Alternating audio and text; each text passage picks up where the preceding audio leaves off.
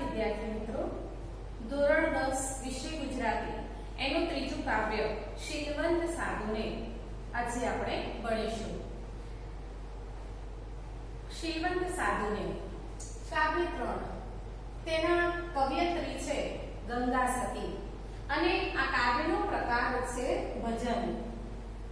આ કાવ્ય શીલવંત સાધુને એ શેમાંથી લેવામાં આવ્યું છે? આવો પણ પ્રશ્ન મિત્રો પૂછાઈ શકે છે. તો ગંગા સતીની ભજન ગંગામાંથી આ કાવ્ય લેવામાં આવ્યું છે. તો જોઈએ આપણે ત્રીજું કાવ્ય. પહેલા આપણે કવયત્રી વિશેની જાણકારી મેળવીશું.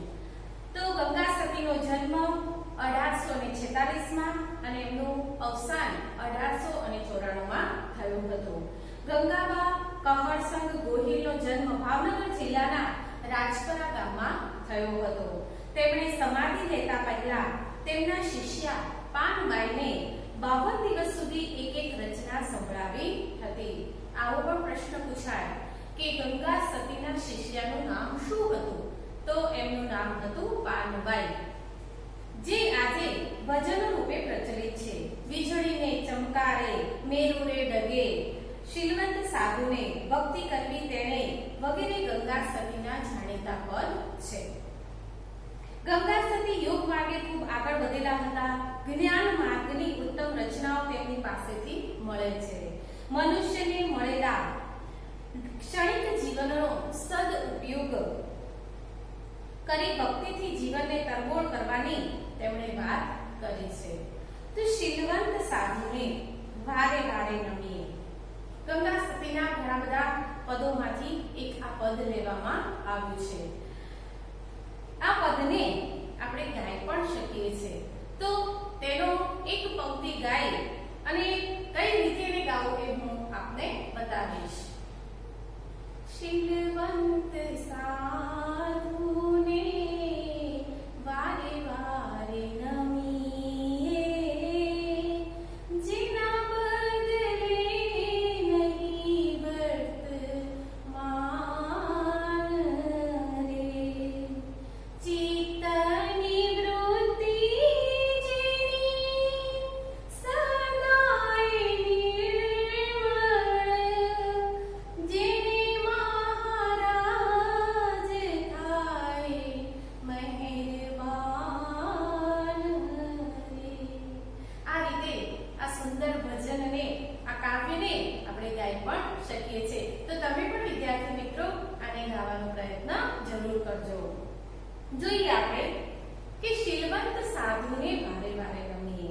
પહેલા તો અર્થ જોઈએ કે શીલવંત એટલે શું, એનો અર્થ શું થાય?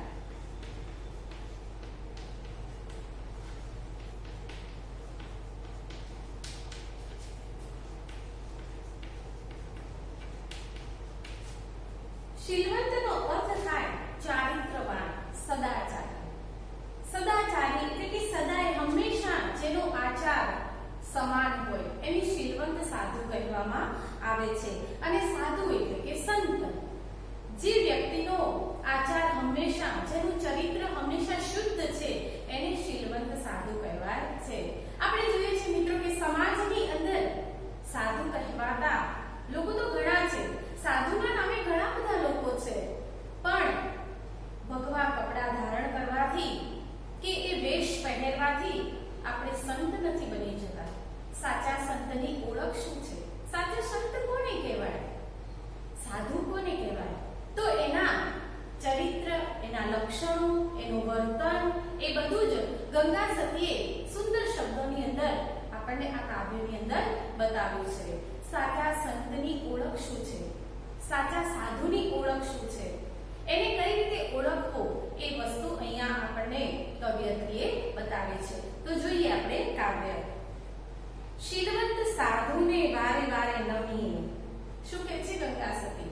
કે શીલવંત એટલે કે ચારિત્રવાન જે સાધુ છે, જે સંત છે, ખરા અર્થની અંદર જે સંત છે, એને વારંવાર નમીએ. વારંવાર નમવું જોઈએ એને, જેના બદલે નહીં વર્તમાન રે, જેનું વર્તમાન, જેનું ચરિત્ર, જેનો સમય, જેની બુદ્ધિ ક્યારેય બદલાતી નથી. હંમેશા દરેકે દરેક પરિસ્થિતિની અંદર એના વિચારો એક જ હોય છે. જે સદાય નિર્મળ. ચિત્તનો અર્થ થાય મન. ચિત્ત એટલે મન.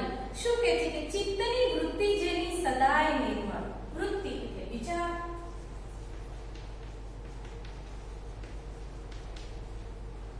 જેના મનનો વિચાર કેવો છે તો કે સદાય નિર્મળ છે. નિર્મળ એટલે શુદ્ધ અને સદાય એટલે હંમેશા. જેના મનનો વિચાર હંમેશા શુદ્ધ છે, જેના મનની અંદર કોઈ વિકાર નથી, કોઈ ગંદકી નથી, હંમેશા જેનું મન, જેનું ચિત્ત પવિત્ર છે, તેને મહારાજ થાય મહેરબાન. મહારાજ, અહીંયા ભગવાન માટે આ શબ્દ વપરાયો છે કે મહારાજ એટલે શું?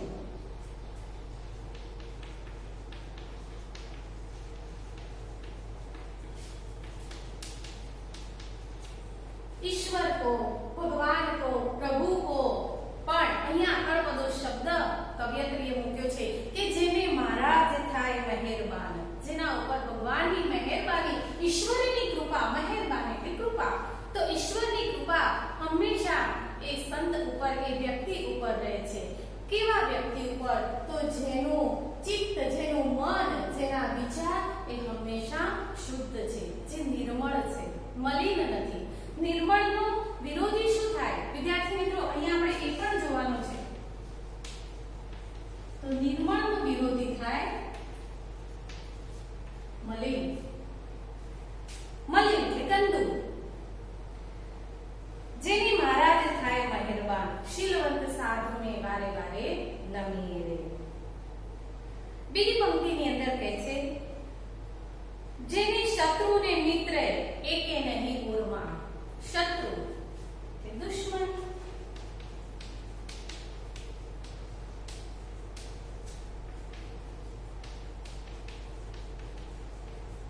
મિત્ર એટલે દોસ્ત, કે જેને શત્રુને મિત્ર એકે નહીં ઉર્મા. ઉર્નો અર્થ થાય હૃદય, મન. જેના મનની અંદર, જેના હૃદયની અંદર કોઈ મિત્ર નથી, કોઈ દુશ્મન નથી. દરેકે દરેક વ્યક્તિ સમાન છે. જેની દ્રષ્ટિની અંદર, જેની નજરની અંદર દરેક વ્યક્તિ સમાન છે. એને કોઈની સાથે મિત્રતા પણ નથી, એને કોઈની સાથે દુશ્મનાવટ પણ નથી. જેને શત્રુને મિત્ર એકે નહીં ઉર્મા. ઉર એટલે હૃદય. જેને પરમાર્થમાં પ્રીત રહે. પરમાર્થ, પરમ અર્થે. પરમાર્થનો અર્થ શું થાય? તો પરમ અર્થ એટલે કે બીજાના માટે. જેના મનની અંદર પ્રીત એટલે પ્રેમ. તો બીજાના માટે જેના મનની અંદર પ્રેમ છે, બીજાના માટે કાર્ય કરવાની જેની ઈચ્છા છે, પોતાના માટેનો કોઈ વિચાર નથી, પણ બીજાના માટે જે જીવે છે, પરમાર્થ માટે, પરમના અર્થે બીજાના કાજે જે જીવે છે, બીજાનું ભલું કરવા માટે વિચાર કરે છે, બીજાના દુઃખમાં સહભાગી થવાનો વિચાર જે કરે છે એને પરમાર્થી કહેવામાં આવે છે. જે પોતાના માટે નહીં પણ બીજા માટે નિસ્વાર્થ ભાવે જે વ્યક્તિ જીવે છે એને સાચો સંત કહેવામાં આવે છે. આ સાચા સંતના લક્ષણો છે. તો કે જેને પરમાર્થમાં પ્રીત રહે. પ્રીત એટલે પ્રેમ. બીજાના કામની અંદર જેને પ્રેમ છે, બીજાનું ભલું કરવામાં જેને આનંદ મળે છે એને સંત કહેવામાં આવે છે. મન વચન ને વાણીમાં ચાલે ને. શું કહે છે કવિયત્રી? મન વચન અને વાણીમાં ચાલે છે. બોલીને ફરી નથી જતો. એનું મન જે એના મનમાં છે એ જ એના શબ્દમાં છે, એ જ એના વિચારમાં છે. ડોંગી લોકો જેવું નહીં કે મનમાં કંઈક બીજો વિચાર ચાલતો હોય, હોઠ ઉપર કંઈક બીજા શબ્દ હોય, વિચાર એનો કંઈક હોય, કોઈને ઠગવાનો વિચાર હોય, મનની અંદર ખરાબ વિચાર હોય અને મોઢેથી મીઠું મીઠું બોલે. આપણે જેને કહીએ છીએ ને ઘણી વખતે કે લોકો બટરબાજી કરે છે, હે ને? એ આ વસ્તુ કહેવાય કે તમારા મનની અંદર સામેના વ્યક્તિ માટે ખરાબ વિચાર છે, એને ઠગવાનો વિચાર છે, એના માટે ખોટું તમે વિચારી રહ્યા છો, એનું ખોટું કરવાની ભાવના છે, પણ એની આગળ તમે મીઠા મીઠા શબ્દ વાપરો છો. એ સાચા સંતના લક્ષણ નથી. એટલા માટે એમ કહેવાય છે, વારંવાર હું કહું છું કે કે ભગવા કપડાં પહેરવાથી સંત બની જવાતું નથી, માળા રુદ્રાક્ષની પહેરી લેવાથી સંત બની જવાતું નથી. એના માટે પહેલા મનથી સ્વચ્છ બનવું પડે છે, નિર્મળ બનવું પડે છે. મનની અંદર, આપણા મગજની અંદર જે વિકારો છે, જે ગંદકી છે, એને બહાર કાઢી નાખવી પડે છે. એટલા માટે કહે છે કે સાચો સંત, શીલવંત સાધુ કોને કહેવામાં આવે છે? તો કે મન, વચન અને વાણીમાં ચાલે નહીં, પોતાની વાત પર હંમેશા અડગ રહે છે, પોતાના નિર્ણયમાં હંમેશા મક્કમ રહે છે. ગમે તેવી પરિસ્થિતિ થાય, સુખ આવે, દુઃખ આવે, ગમે તે પરિસ્થિતિ હોય, પણ એ પોતે અડગ રહે છે. એ પોતે પોતાની પરિસ્થિતિથી કે પોતાના નિર્ણયથી જરાય હટતો નથી. એને શીલવંત સાધુ કહેવામાં આવે છે. એવા વ્યક્તિને વારંવાર નંબરની વાત અહીંયા ગંગા સતી કરે છે. મન, વચન ને વાણીમાં ચાલે ને રૂડી પાડે એવી રીત રે. રૂડી પાડે રીત, રીતનો અર્થ અહીંયા કહે છે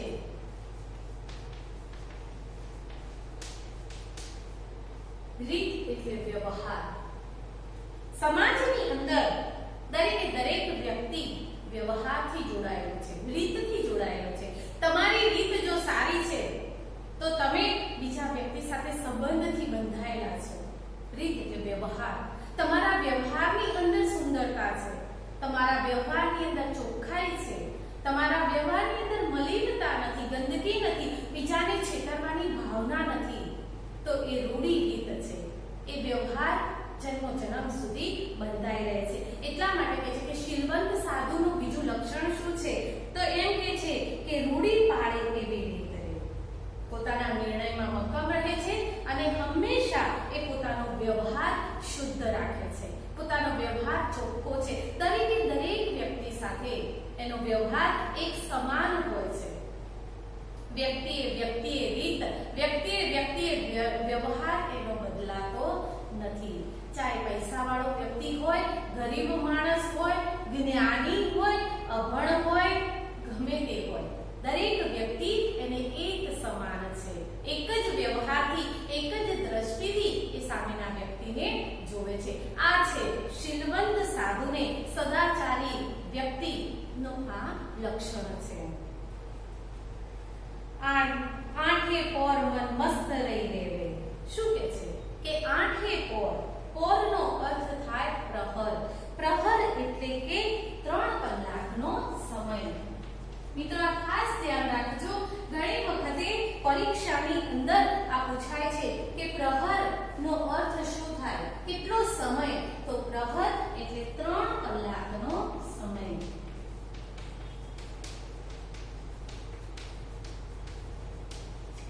3 કલાકનો જે સમય છે એને એક પ્રહર એવું કહેવામાં આવે છે. અને પોર એ તળપદો શબ્દ છે, એનું શિષ્ટ શબ્દ થાય પ્રહર. પોર એટલે પ્રહર. આંખે પોર મન મસ્ત થઈ રહેવે, હંમેશા ખુશ રહે છે, પ્રસન્ન રહે છે, આનંદમાં રહે છે. આંખે પોર 24 કલાક, દિવસ રાત જે પોતે મસ્ત છે, આનંદિત છે. કેમ? કારણ કે એની દુનિયા પાસેથી કશું જોઈતું નથી, એની કોઈની પાસેથી કોઈ અપેક્ષા નથી, એની કોઈ મોટા બંગલા, ગાડીઓ, સુખ, સંપત્તિ, વૈભવ, આ બધું શીલવંત સાધુને જોઈતું નથી. એને તો બસ પોતાના ભગવાનની અંદર, એની ભક્તિની અંદર એને મસ્ત રહેવું છે. અને એટલે જ એને એમાં આનંદ આવે છે. માણસની પાસે બધું જ હોવા છતાં એ કેમ સુખી નથી? કેમ રાત્રે ઊંઘ નથી આવતી? બધું જ હોવા છતાં કેમ મોઢા ઉપર હાસ્ય નથી? ટેન્શનમાં જ માણસ જોવા મળે છે. કેમ? કારણ કે અપેક્ષાઓ, અને અપેક્ષાનો કોઈ અંત નથી. જરૂરિયાતોનો આપણો કોઈ અંત જ નથી. એક જરૂરિયાત આપણી પૂર્ણ થાય છે ત્યાં બીજી જરૂરિયાત આપણી ઉત્પન્ન થઈ જાય છે. એટલે આપણે શીલવંત સાધુ જેવા એક સાચા સંતની જેમ આમ વ્યક્તિ એ ખુશ રહી શકતો નથી. પણ સાધુ કેમ ખુશ છે? સંત કેમ ખુશ છે? અને તે પણ સાચો સંત. આંખે પ્રહોર 24 કલાક, રાત અને દિવસ એ ખુશ છે, પ્રસન્ન છે, આનંદિત છે. કે આંખે પોર મન મસ્ત થઈ રહેવે. જેને જાગ્યો તુરિયાનો તાર રે. તુરિયાનો તાર આ શબ્દ ખૂબ જ મહત્વનો છે. એક વાક્યના પ્રશ્નની અંદર ખાલી જગ્યામાં જોડકામાં પૂછાઈ શકે છે કે તુરિયાનો તાર એનો અર્થ શું થાય. જુઓ,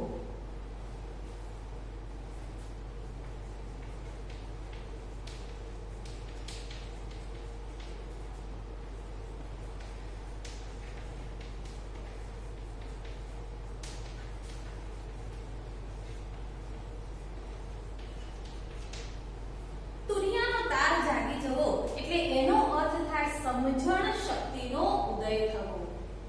શું કહે છે અહીંયા ગંગા સતી? આંખે પોર મન મસ્ત થઈ દેવે, જેની જાગ્યો તુરિયાનો તાર રે.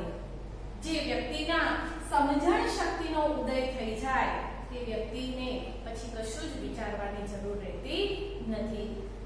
માણસની અંદર જ્યારે સમજણ નથી ત્યારે જ જીવનની અંદર બધા પ્રશ્નો ઉપસ્થિત થાય છે. સુખ દુઃખ આ બધી વસ્તુ ક્યારે આપણા મનની અંદર ઉદ્ભવે છે કે જ્યારે આપણને ખરેખરી વસ્તુની સમજણ નથી. આપણે ભગવાનને શોધવા માટે ભટકીએ છીએ. મંદિર, મસ્જિદ, ગુરુદ્વારા, ચર્ચ, અહીંયા ત્યાં જ્યાં જઈએ ત્યાં આપણે ભટકીએ છીએ ભગવાનને શોધવા માટે. કારણ કે આપણી અંદર સમજણ નથી. આપણે એને જાણી નથી શકતા. જો આપણે એટલું જાણી શકીએ કે આત્મા સો પરમાત્મા, ઈશ્વર તો દરેકે દરેક રજી રજમાં અને કણે કણમાં વ્યાપેલો છે, તો આપણે દુનિયાની અંદર અલગ અલગ જગ્યાએ રખડવાની જરૂર રહેતી નથી. માણસ દુઃખી કેમ થાય છે? કારણ કે એની અંદર સમજણ શક્તિ નથી. આપણે સાચી વસ્તુને સ્વીકારી નથી શકતા, સાચી વસ્તુને સમજી નથી શકતા, એટલા માટે આપણે દુઃખી થઈએ છીએ. પણ સંત કેમ દુઃખી નથી થતા? સંતને કોઈ ગમે તેવા વેણ બોલે છે, ગમે તેવા વચનો બોલે છે, એમની ઉપર ગમે તેવું આળ ચડાવે છે, તો પણ એ કોઈ દિવસ દુઃખી નથી થતા. કારણ કે તુરિયાનો તાર જાગી ગયો છે. તેમની સમજણ શક્તિનો ઉદય થઈ ગયો છે. જેને જાગી ગયો તુરિયાનો તાર રે, નામને રૂપ જેણે મિથ્યા કરી જાણને. નામને રૂપ, દરેકે દરેક વસ્તુ મિથ્યા કરવું એટલે કે વ્યર્થ. મિથ્યાનો અર્થ શું થાય? તો વ્યર્થ. નામ અને રૂપ આ બંને વસ્તુ એના માટે વ્યર્થ છે. નામ ને રૂપ જેને મિથ્યા કરી જાણ્યું ને, એને કોઈ નામથી, એને કોઈ રૂપથી કશું જ લેવા દેવા નથી. માણસ તો નામ અને રૂપ પાછળ જ ગાળે છે. છેવટે તો દરેકે દરેક વ્યક્તિએ જ્યાં જન્મ લીધો એ માટીમાંથી આપણે ભળી જવાનું છે. હંમેશા એવું કહે ને કે જવાની જવાની નથી રહેવાની. જે રૂપ ઉપર આપણે અભિમાન કરીએ છીએ, જે પૈસા ઉપર આપણે અભિમાન કરીએ છીએ, એ હંમેશા રહેવાનો નથી. એક ને એક દિવસ તો એ મિથ્યા છે, વ્યર્થ છે. પણ આપણે એ માયાજાળની અંદર ગૂંથાઈ જઈએ છીએ. અને જ્યારે સંત એ વ્યર્થ જે વસ્તુ છે, ફોગટ જે વસ્તુ છે, કચરો જે છે, એને ફેંકી દીધો છે. પોતાના જીવનની અંદરથી એને એ કચરાને કાઢીને ફેંકી દીધો છે. એટલે એને બીજી કોઈ વસ્તુ અસર કરતી નથી. નામ ને રૂપ જેણે મિથ્યા કરી જાણ્યું ને, દરેકે દરેક સુખ સંપત્તિ આ બધું એના માટે વ્યર્થ છે. એને આ કચરો બધો ફેંકી દીધો છે. અને આપણે એ કચરામાં અટવાયેલા છીએ એટલે આપણે સત્યને ઓળખી નથી શકતા, સત્યને આપણે પારખી નથી શકતા. અને એટલે આપણા પડળો ઉપર પડદો પડી ગયો છે. એટલે આપણે છેતરાઈએ છીએ અપેક્ષાઓ ના કારણે. એટલા માટે એમ કહે છે કે નામ રૂપ જેણે મિથ્યા કરી જાણ્યું ને, સદાય ભજનનો વ્યાપાર. અહીંયા પણ વ્યાપાર એટલે વ્યવહાર, એ જ કામ. સદાય શું કામ છે? તો કે ભજનનો વેપાર છે. આપણે શેનો વેપાર છે? જુદા જુદા બિઝનેસ, જુદા જુદા ધંધા. પૈસો ક્યાંથી મળે એનો વેપાર છે. સુખ ક્યાંથી મળે એનો વેપાર છે. સારા કપડા, સારું ખાવું, સુખ સંપત્તિ, વૈભવ આપણને મળે, આપણને એનો વેપાર છે. પણ સાચા સંતને, સાચા સાધુને, શીલવંત ચારિત્રવાન વ્યક્તિને શેનો વેપાર છે? તો કે એને તો ભજનનો વેપાર છે. એને તો ભગવાનની ભક્તિ